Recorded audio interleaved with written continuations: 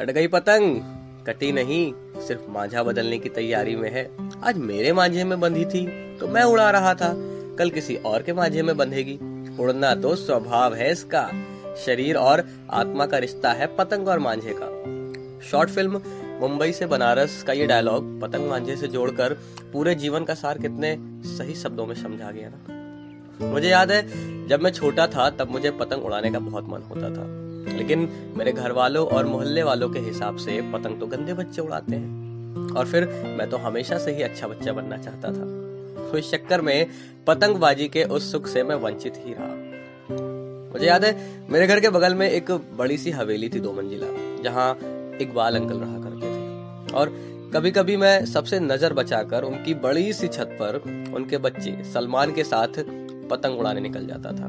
सलमान भाई पतंग के कन्ने बांधना सिखाते, फिर दूर ले जाकर पतंग को छुड़ैया देने को कहते थे, और मैं पूरे जोर के साथ उछलकर छुड़ैया देता था, जैसे पतंग के साथ हम भी आसमान में उड़ने वाले हो। कई बार क्या होता था कि सलमान के पापा बीच बीच में उनको कुछ सामान मंगाने के लिए बुला लिया करते थे, और ये वो समय होता था जब पतंग उड़ाने का जिम्मा थोड़ी देर के लिए हमें मिल जाता था, इस हिदायत के साथ कि सिर्फ ढील देते रहना और सुनो ज्यादा हिली डुली मत करना।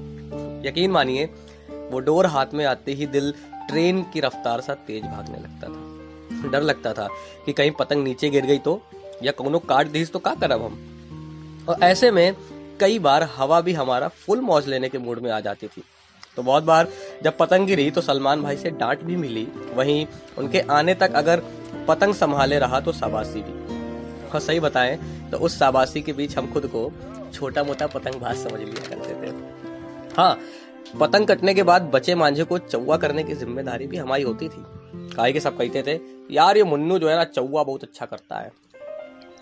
और फिर एक समय ऐसा आया कि इधर करियर के चक्कर में हम सभी घर छोड़कर निकल लिए, उधर पक्षी भी ना जाने कहाँ गायब, और जिसके बाद आसमान भी हो गया बिन पक्षी बिन पतंग सोए। लेकिन कहीं पढ़ा था हमने कि इतिहास स्वयं को दोहराता है, और ये कोरोना और लॉकडाउन के कारण ऐसा ही लग रहा है कि सच में इतिहास स्वयं को दोहरा रहा है। आज पूरा आसमान फिर से रंग बिरंगे पतंगों से गुलजार है। सुबह सोकर उठने पर वही पुरानी चिड़ियों की चहचहाहट फिर से सुनाई दे रही है। फिर से वही माहौल, वही दृश्य देखकर मन एक अलग सी खुशी का अनुभव कर रहा है। तो सभी अच्छे बच्चों, चलिए एक काम करते हैं, पतंग के कन्ने बांधते हैं, मांझा लगाते हैं, किसी को पतंग पकड़ाकर दूर ले जाकर छुड़ैया दिलवाते हैं, अपनी पतंग को भी आसमान के सागर में गोते लगवाते हैं, और थोड़ी देर के लिए ही सही बुरा बच्चा बन जाते हैं।